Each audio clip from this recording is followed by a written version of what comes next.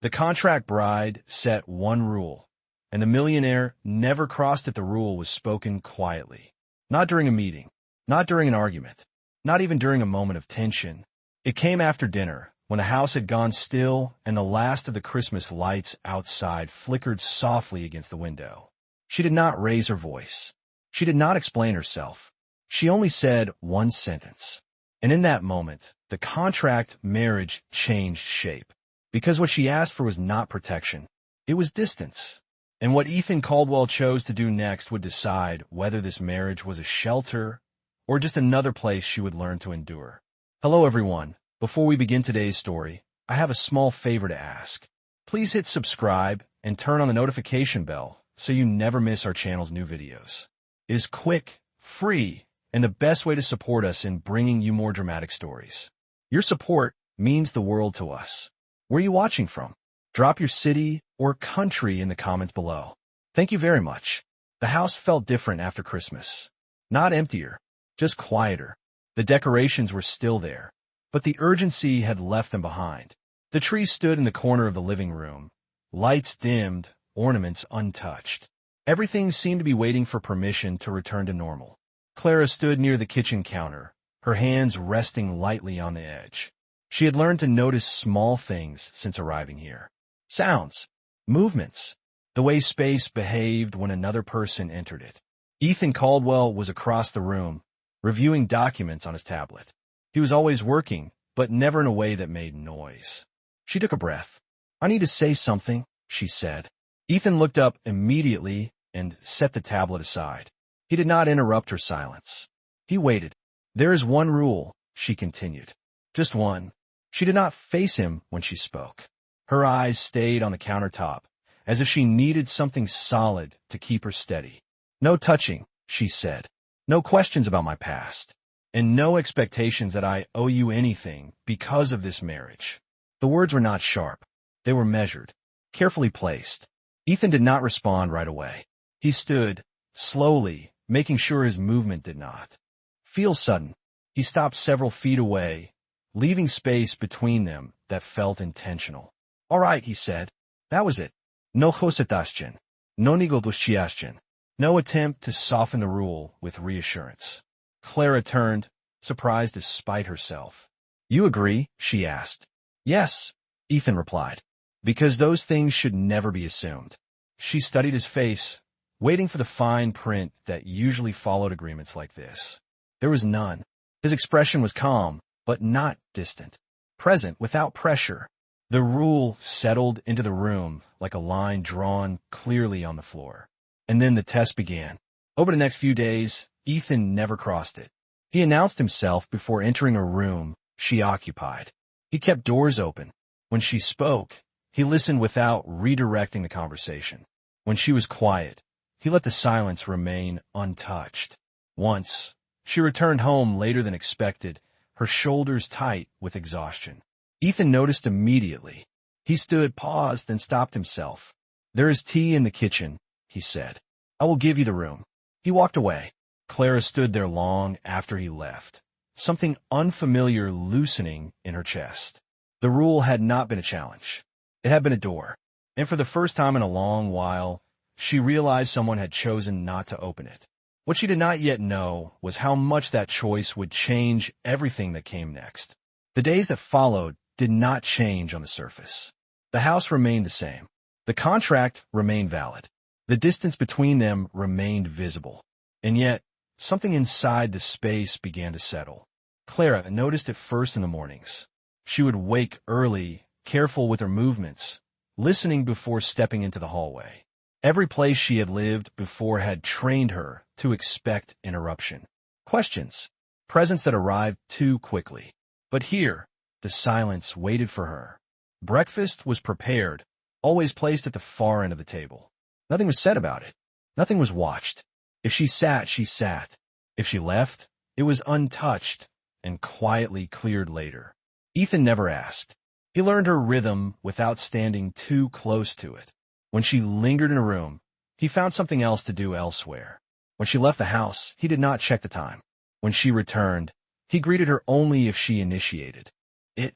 Once, Their paths crossed in the narrow hallway outside the study. Clara froze instinctively, her body reacting before her mind could correct it. Ethan stopped immediately. "Go ahead," he said, stepping back to give her space. She passed him without brushing his arm. He did not move until she was gone. That night, Clara sat on the edge of the bed longer than usual, staring at nothing. Her breathing slowed, one careful inhale at a time. This was new, not kindness. She had known kindness before. This was restraint. Across the house, Ethan closed the door to his office and leaned against it for a moment longer than necessary. He had spent years believing that protection meant proximity, control, being present in every possible way. This was different. This required him to do less, to choose absence where presence would have been easier. He did not tell himself he was doing the right thing. He told himself only that he would not take what was not offered. The contract appeared once more, days later, lying on the desk where it had always been. Clara saw it when she passed by the study, its pages neatly stacked, unchanged. For a moment, fear returned. She stood there, staring at it, the familiar weight pressing against her chest. The reminder that this safety might be conditional, temporary. Ethan noticed her from across the room. He said nothing about the papers. Instead, he closed the folder and slid it into a drawer. "It does not define how we behave," he said quietly. "Only how long we agreed to stay." Clara nodded, though he had not asked for agreement. That evening, she stayed in the living room while he worked nearby. They did not speak. The sound of pages turning and a clock ticking filled the space between them. It was the first time she had remained without feeling the need to justify her presence. Later, she stood and moved toward the hallway. "Good night," she said, her voice softer than she intended. Ethan looked up. "Good night," he replied, remaining where he was. No follow-up, no lingering. In her room, Clara closed the door and rested her forehead against it. She had expected the rule to be challenged. Instead, it was being protected, and in that protection, something unfamiliar took shape.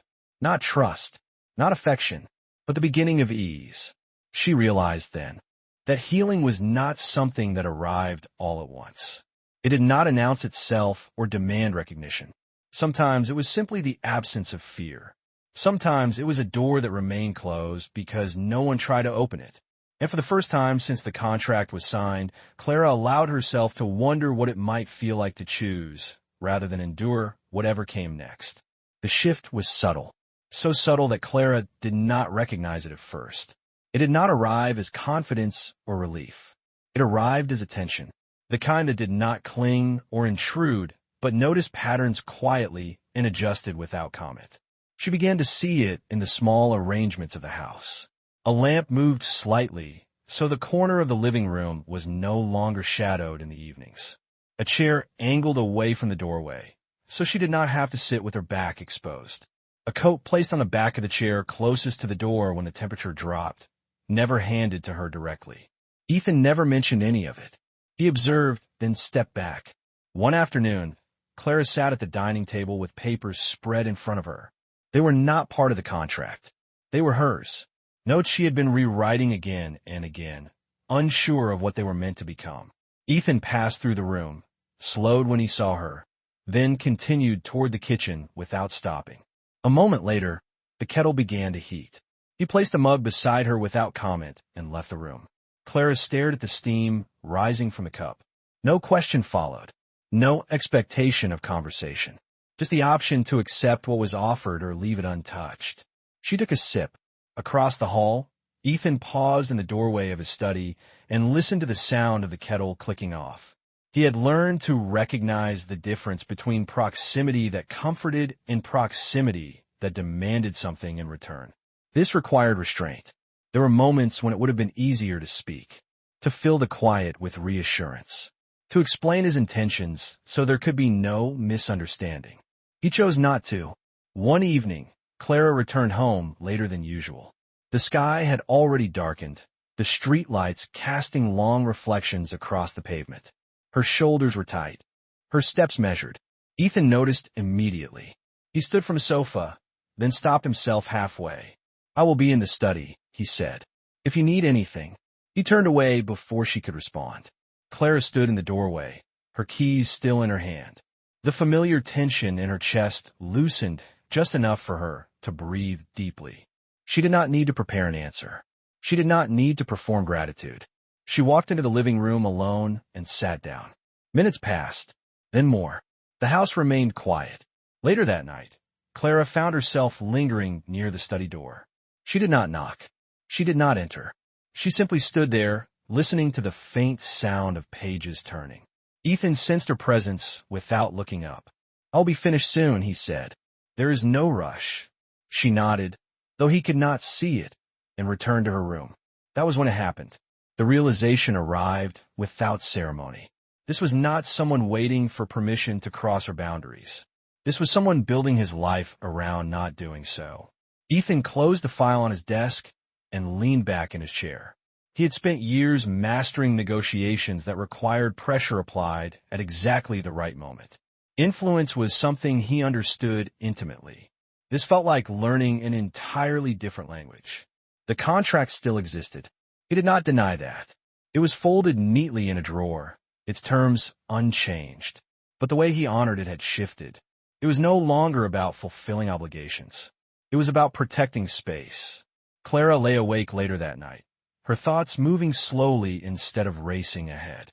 She noticed how her body felt against the mattress, how the room held its shape around her.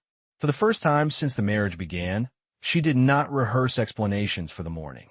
She did not anticipate questions. She allowed herself to rest. Healing, she realized, did not always come from being understood. Sometimes, it came from not being pressed to explain.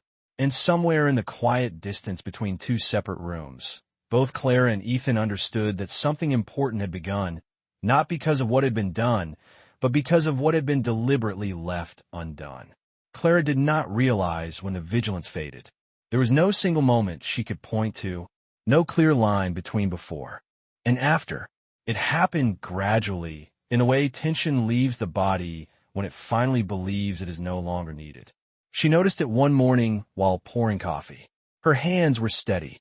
She had not checked the hallway first. She had not listened for movement before stepping out of her room. The habit that once lived beneath her skin had loosened without asking for permission. Across the kitchen, Ethan stood by the window, reading. He did not look up when she entered.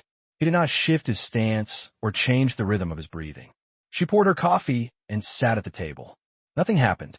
The silence did not feel loaded. It felt neutral, comfortable even. Later that afternoon, Clara moved through the house with a freedom she did not immediately recognize. She opened a window, rearranged a book on the shelf, left a scarf draped over the back of a chair instead of folding it away. Small signs of occupancy. Ethan noticed every one of them. He noticed, and then he adjusted nothing. He did not comment on the scarf or ask where she had been. He did not suggest changes or offer improvements. He allowed the house to accept her presence as it was. That night, Clara sat on the sofa with her legs tucked beneath her, a position she rarely took when others were near. She watched the lights on the tree flicker softly, their reflection moving across the darkened window. Ethan worked at the table behind her, far enough away that his presence felt like background rather than focus. She waited, not for a question, for a shift. There was none. The rule remained intact. For the first time, Clara became aware of something else beneath the quiet. Choice. She could stay where she was, or she could move. She could speak, or she could remain silent. Nothing would be taken from her either way. The realization settled slowly, like warmth spreading through cold fingers. Ethan closed his laptop and stood. He paused, assessing the space, then moved toward the hallway. "I will be in the study," he said. "Let me know if you need the room." He waited a beat. Then he left. Clara did not respond right away. She stayed where she was, her gaze fixed on the place he had just stood. The familiar tightening in her chest did not return. There was no spike of anxiety, no rehearsed response rising to meet an imagined demand. She stayed. Later, she found herself standing outside the study door, uncertain of why she had come there at all. She did not knock. She did not step inside. She simply stood. Ethan sensed her presence and turned his chair slightly, careful not to face her fully. Yes, he asked, his voice steady. I just wanted to say, she began, then stopped. The words did not arrange themselves the way she expected. She tried again. Thank you, she said. For what? Ethan asked. She hesitated. For not making me explain, she said quietly. Ethan nodded once. You do not owe me that, he replied. She stepped back, retreating not out of fear, but because the moment had reached its natural end. That night, Clara lay awake longer than usual, her thoughts slower, less insistent. She considered the contract again, its limitations and its duration. For the first time, she did not feel trapped by it. She felt sheltered by the way it was being honored. Healing, she realized, was not something that demanded effort or courage. It was not a breakthrough or a confession. Sometimes, healing was the steady accumulation of moments that did not hurt. Moments where nothing was taken. Moments where no explanation was required. As she drifted toward sleep, a new question surfaced, quieter than fear, but more persistent. If safety was real, what might she choose when the time came to decide? And somewhere down the hallway, Ethan sat alone in the study, aware that the hardest part was still ahead. Not keeping the rule, but remaining unchanged by it. The reminder arrived quietly, not as a confrontation, not as urgency, just a thin envelope placed on the edge of the table one morning, its presence deliberate and unavoidable. Clara noticed it immediately. She did not open it at first. She knew what it was without reading a word. The contract had a way of resurfacing at moments when she began to forget it existed. Ethan watched her from across the room. He did not move the envelope closer. He did not explain why it was there. He waited. Clara picked it up slowly and slid a finger beneath the seal. Inside were routine documents, timelines, dates, formal language that reduced months of lived experience into number clauses. She read in. Silence. The rule they had set remained untouched. Nothing in the papers contradicted it. And yet, something inside her tightened as she reached the final page. Time had been passing. Ethan spoke only after she set the papers down. There is no pressure to respond, he said. I wanted you to have the information. She nodded. Information, not expectation. That distinction mattered. Later that day, Clara left the house alone. She walked through the neighborhood without a destination, the air cool against her face. The world felt different now. Not safer exactly, but less sharp. Her thoughts returned again and again to the same question. If safety was real, why did the idea of leaving still feel heavy? She had learned how to survive without attachment, how to disappear when necessary. That skill had kept her intact for a long time. What she had not learned was how to choose freely when no one was pushing her away. That evening, she returned home earlier than expected.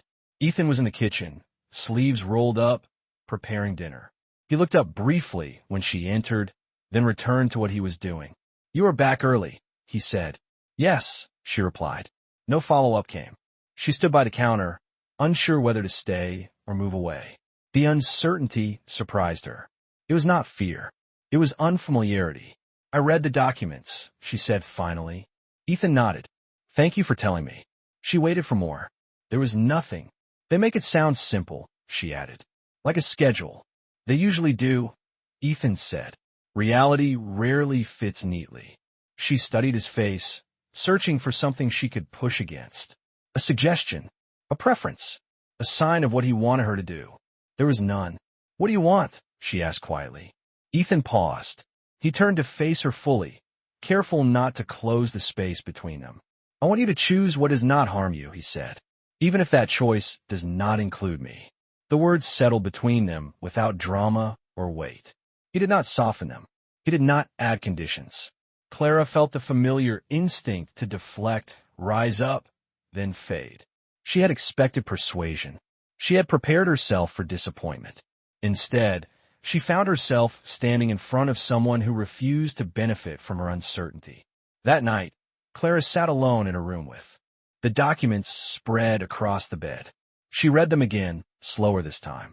The language felt distant now, almost irrelevant. What mattered was not what the contract required. What mattered was what she had been allowed to become within it. She had slept through the night. She had spoken without rehearsing. She had existed without guarding every edge of herself. Those things had not been promised. They had been given. In the study down the hall, Ethan reviewed the same documents on a screen. He knew exactly what power looked like when it demanded compliance. This was something else entirely. Letting go did not feel noble. It felt dangerous, but it felt necessary. As the house settled into silence, both of them understood that the rule had carried them this far. What came next would not be about boundaries. It would be about choice, and whether healing, once offered freely, could be trusted enough to be chosen in return. The pressure did not come from inside the house. It arrived from the outside world, careful and well-dressed, disguised as concern. Clara heard it first through conversation that was not meant for her. She had stepped into the hallway, just as a voice carried from Ethan's office. Calm, polite, professional. Yes, Ethan said. The arrangement is still in place. A pause. I understand the optics, he continued, but that is not my priority. Clara stopped where she was. She did not listen further. She did not need to. The familiar sensation stirred in her chest. Not fear, but recognition. The world always found a way to remind her that safety was conditional. Later that evening, Ethan mentioned it himself. There may be a dinner next week, he said casually, as if discussing the weather. It is not mandatory. Clara looked up from the book in her hands. A public one? She asked. Yes. She waited for the rest. There will be no expectations, he added. You are free to decline. There was again choice. Clara nodded, though something inside her tightened. That night, she lay awake longer than usual. Her thoughts returned to places she had not visited in weeks. Rooms full of watchful eyes, questions disguised as compliments. The way silence had once been mistaken for consent. In the early hours, she sat up and wrapped her arms around herself, grounding her breath. She reminded herself where she was. No one had demanded anything. The next morning, she surprised herself by standing in the doorway of the kitchen. I might go, she said. Ethan looked up slowly, careful not to respond too quickly. Only if you want to, he said. I want to try, she replied. But I need one thing. He waited. If at any point I say I am done, she continued, we leave. No explanations. Ethan nodded without hesitation. Agreed, he said. The dinner took place in a room filled with soft light and restrained luxury. Clara felt the shift immediately, the way attention sharpened when she entered beside Ethan. Conversations paused, smiles calculated. Ethan did not touch her. He did not guide her by the elbow or place a hand at her back. He walked beside her, not ahead. When someone addressed her directly, he allowed her to answer or remain silent as she chose.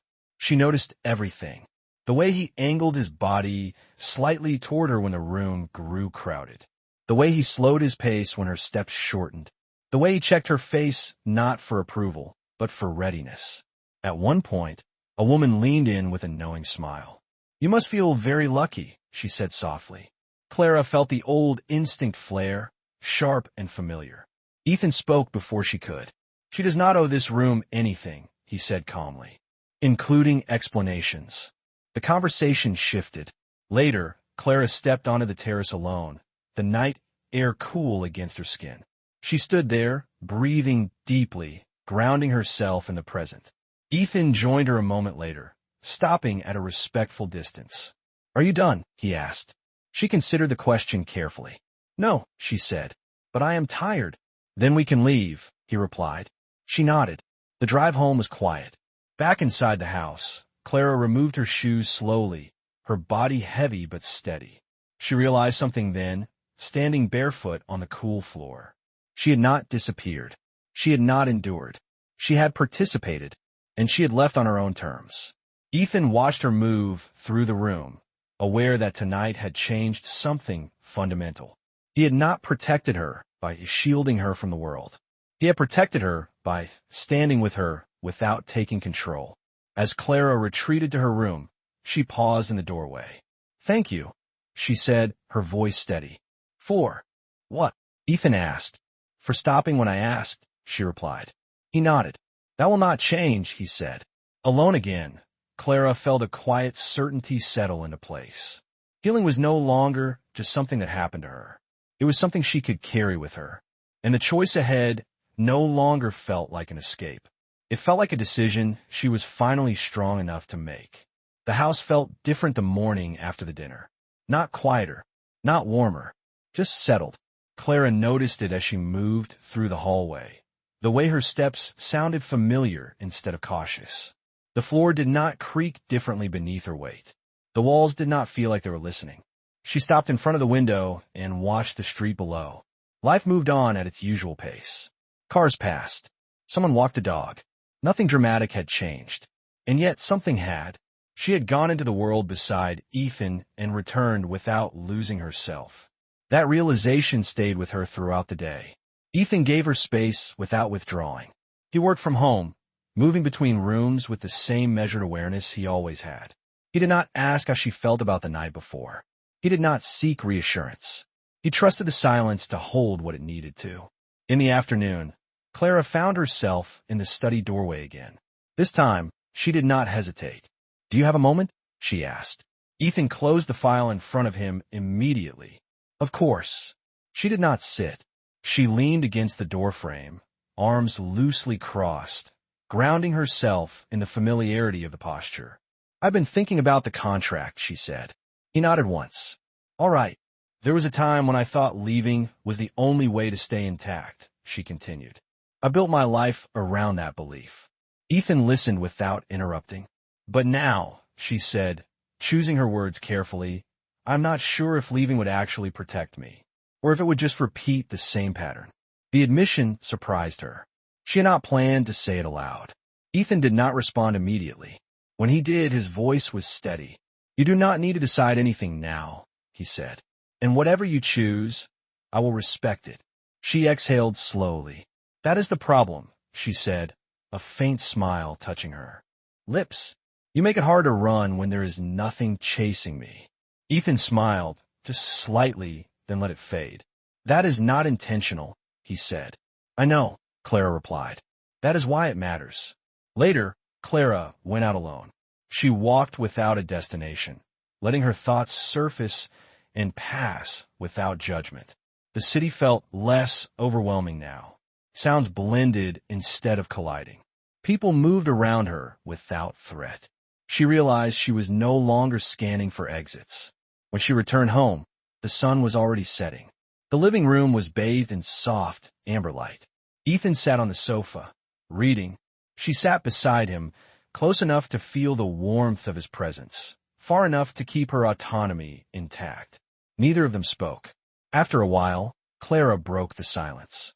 "I used to think healing meant becoming someone different," she said. "Someone stronger. Someone untouched." Ethan closed his book gently. "And now?" he asked. "And now I think it means staying," she said. "Staying present. Staying honest. Even when leaving would be easier." He considered that. "Staying is only healing if it is chosen," he replied. She nodded. "That is what scares me." "Why?" he asked. "Because choice means responsibility," she said. "And I am not used to having it without consequences." Ethan turned toward her fully, his expression calm. "There will always be consequences," he said. "The difference is whether they are imposed or accepted." Clara absorbed that in silence. That night, she returned to her room and took the contract from the drawer. She did not open it. She held it for a moment, feeling its weight, then placed it back inside. She did not need to read it again. The decision was no longer about terms or timelines. It was about whether she trusted the safety she had been given enough to remain within it. Across the hall, Ethan stood by the window, watching the lights come on across the city. He knew the hardest part of restraint was not stepping back. It was remaining steady when the other person stepped forward on their own. As the house settled into quiet once more, both of them understood that the next moment would not be shaped by fear or obligation. It would be shaped by a choice that could no longer be avoided. And this time, it would belong entirely to her. Clara woke before dawn. The house was still wrapped in darkness, the kind that felt calm rather than heavy. She lay there for a long moment, listening to her own breathing, noticing how even it sounded. Steady. She rose quietly and dressed without turning on the lights. Her movements were unhurried, deliberate. She chose clothes she felt comfortable in, not presentable. There was a difference now. In the kitchen, she poured herself a glass of water and stood by the window, watching the first hint of morning stretch across the sky. She had not decided everything, but she had decided enough. Ethan heard her before he saw her. He was already awake, seated in the living room with a book he had not been reading for several minutes. He sensed her presence in the same way he always did now, without tension. She stepped into the room and paused. "Good morning," she said. "Good morning," he replied. She did not sit down right away. "I'm going out," she said. "I will be back later." "Take your time," Ethan said. "There is no schedule." She smiled faintly. "That is exactly why I am going," she replied. He understood. The city greeted her with quiet familiarity. Clara walked through streets she had avoided before, places that once felt too exposed. She entered a small cafe and ordered coffee without rehearsing her words. She sat by the window and watched people pass. At one point, she reached in her bag and pulled out the contract. She did not open it. She folded it once more and placed it back inside. What mattered was not written there. What mattered was that she was no longer moving in response to fear. Hours later, she returned home. The sun was lower now, casting warm light through the windows. Ethan was in the kitchen, preparing dinner again, the rhythm familiar. "You are back," he said, glancing up. "Yes," she replied. She did not explain where she had gone. He did not ask. She moved closer, stopping on the opposite side of the counter. For the first time, she remained there without needing an excuse. "I thought about leaving," she said calmly. "About what it would mean." Ethan nodded. And I realized that if I left now," she continued, "it would not be because I needed to.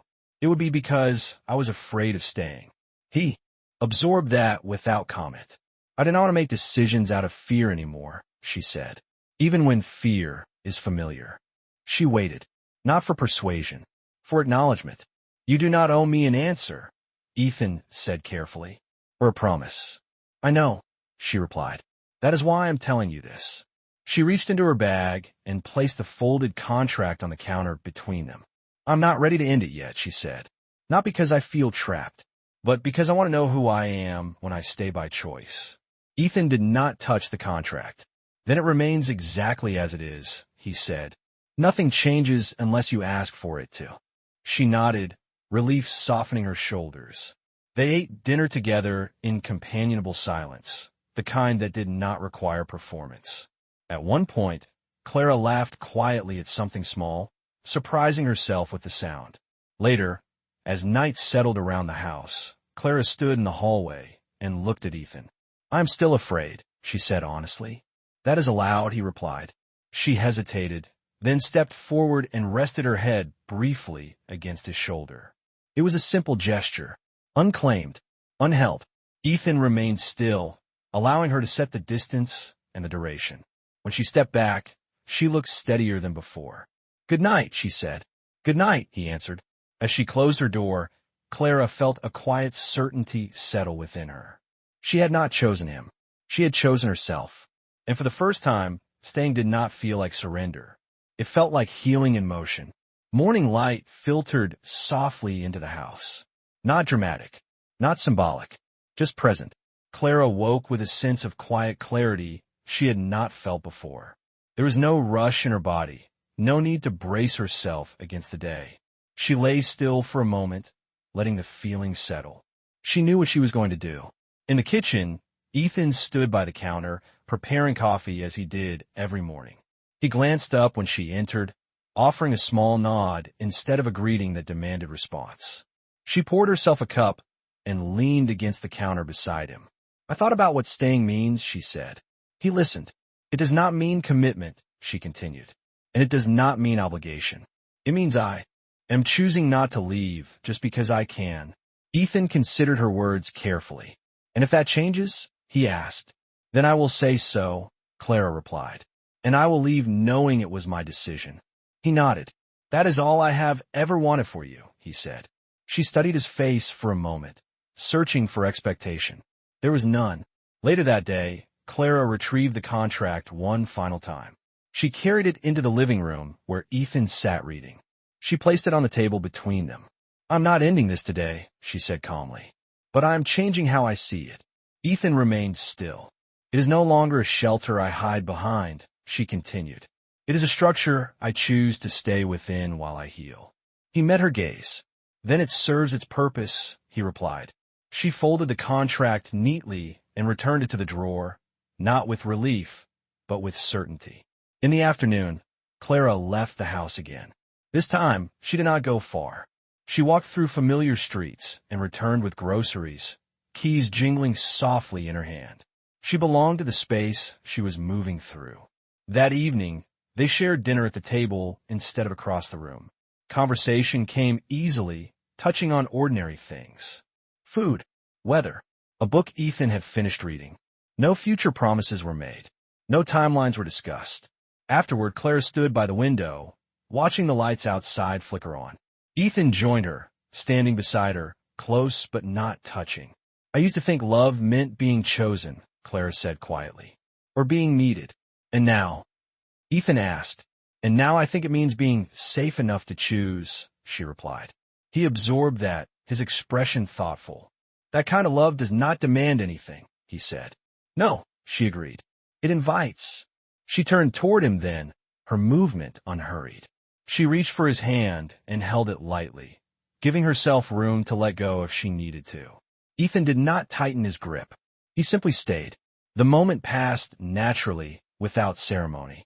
They released each other without awkwardness or loss.